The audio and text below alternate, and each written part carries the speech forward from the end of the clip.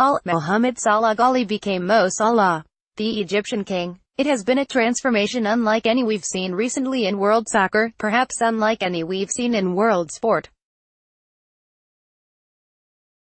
He arrived at Liverpool FC last summer expected to do great things in Jurgen Klopp's attack after scoring a combined 29 league goals in 2 full seasons at Roma in Italy's Serie A. Liverpool FC spent nearly $50 million to secure his transfer, the most it had paid for a player to that point. Champions League 2018 final, Liverpool vs. Real Madrid TV channel. It was as if he'd slipped through a phone booth along the way. By his own established standard, he had scored a season's worth of goals before New Year's Day. He struck the last-second penalty kick that assured Egypt would reach the 2018 World Cup.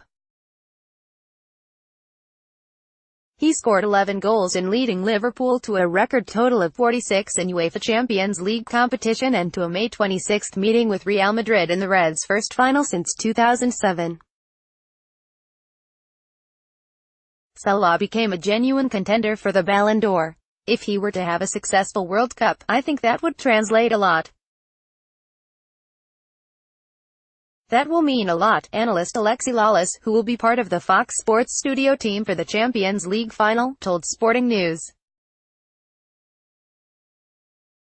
If he has success with Egypt, to me that is more valuable and is higher praise than if Messi has success with Argentina or Cristiano has success with Portugal. Because he's playing with an inferior team to the other two. I think the World Cup is going to play into this whole narrative a lot. That's the crazy thing, though, there is a narrative.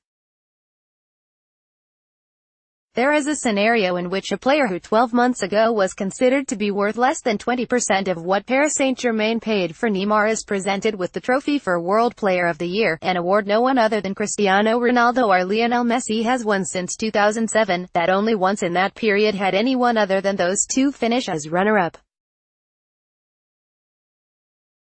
More, Sadio Mane, Messi and Neymar and the most fouled players in Champions League Ronaldo and Messi have rampaged through the game for more than a decade, taking turns at the very top, and suddenly there is this humble, smiling, 25-year-old who might go from promising transfer to Egyptian king, to king of the soccer world in about 10 months. This is maybe a weird analogy, but I was reading an article that Meghan Markle makes people believe again that it's possible for anyone to become a princess. Oh, that's Mo Salah. Meaning it's possible for anybody to become a king, veteran soccer journalist Andrea Canales told SN. The sport of soccer, usually the top players are crowned at a certain age. They're sort of primed for a long time. And a lot of them go bust because of the weight of expectations. It's quite unusual to have it go the other way around. No one expected a world-class player to come out of Egypt. Mo is just kind of this great reminder that while everyone is looking the other way, a hardworking player can elevate his game to the next level. On the day Liverpool played its final game of the Premier League season, a 4-0 victory over Brighton. Imagine how it would be if everyone tells you every day how brilliant you are, Klopp said. And they don't only say, you are brilliant, no, they give you an Oscar, an award for this, an award for that. I thought he got an award for getting out of the car without struggling.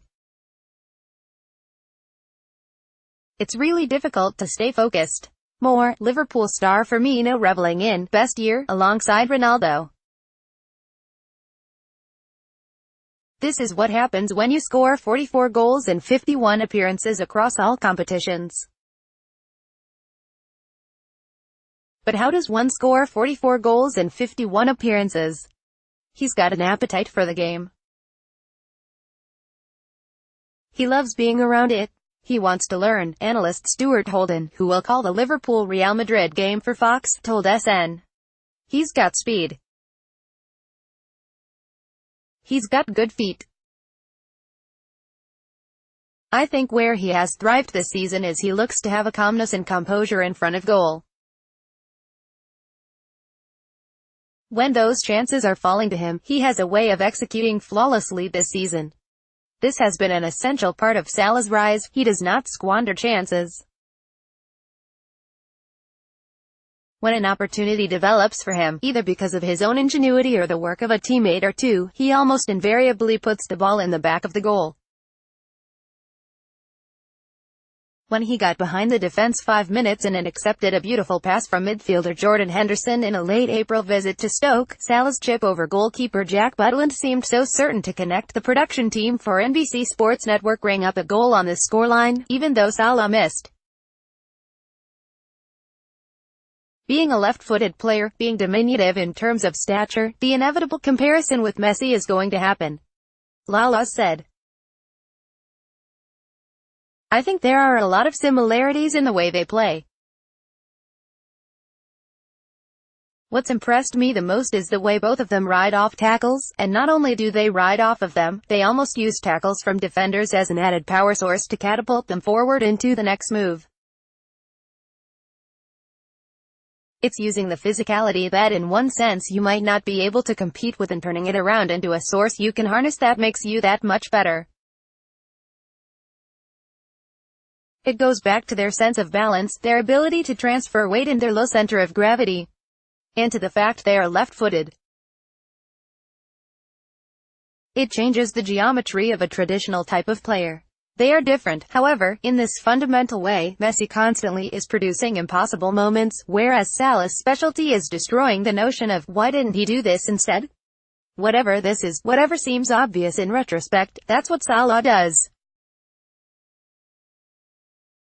He does what works. He's an accessible superstar because you can see why what he did worked, Canales said. Sometimes I've seen Messi do things and I'm like, how did he do that? But Mo Salah does things and you're saying, wow, he did that. I should try that. He keeps on working. If this doesn't work, he tries that. He doesn't ever seem to settle into that idea of, I'm just going to pick my moments. You may not notice, but he's always trying different things. It's not just persistence, because sometimes people label as persist somebody trying the same thing all the time. With Mo, it's persistent creativity. The American connection to Mohamed Salah is not extreme, but it certainly has been pivotal in his career. The Liverpool FC ownership group that brought him back to the Premier League and thus to superstardom, the Fenway Sports Group headed by billionaire John Henry == is headquartered in Boston. The coach who gave Salah his first international cap, the first 26 of 57 to date, in fact, was Bob Bradley, the New Jersey native who ran the Egyptian national team from 2011 to 13. Marcelo, terrified of Salah, says Mohamed Aboutrika. To view Salah's ascent through an American prism, however, is more difficult than one might imagine. Sifting through a decade of voting records for the Ballon d'Or shows that essentially no player in the Messi, Ronaldo age has risen from the ranks of the very good to the elite of the game in the way Salah has. One might posit James Harden as a comparison. He averaged 16.8 points in his third season with the Oklahoma City Thunder, then was traded to the Houston Rockets and immediately saw his scoring average soar to 25.9 points. But Harden never was a starter with the Thunder. His rise in Houston could be viewed as the product of a major change in his role. Former Rams quarterback Kurt Warner doesn't work. His overnight success came after he'd only thrown 11 passes in his career. One that might fit is pitcher Jake Arrieta, who had a career record of 34-32 when he began the 2015 season with the Chicago Cubs, then went out and won the Cy Young Award at 22-6 with a 1.77 ERA. It obviously is rare. It's the right player, the right time, the right coach, Canales said. Klopp has really given Salah the space on the field to do what he does best, including fail and try again.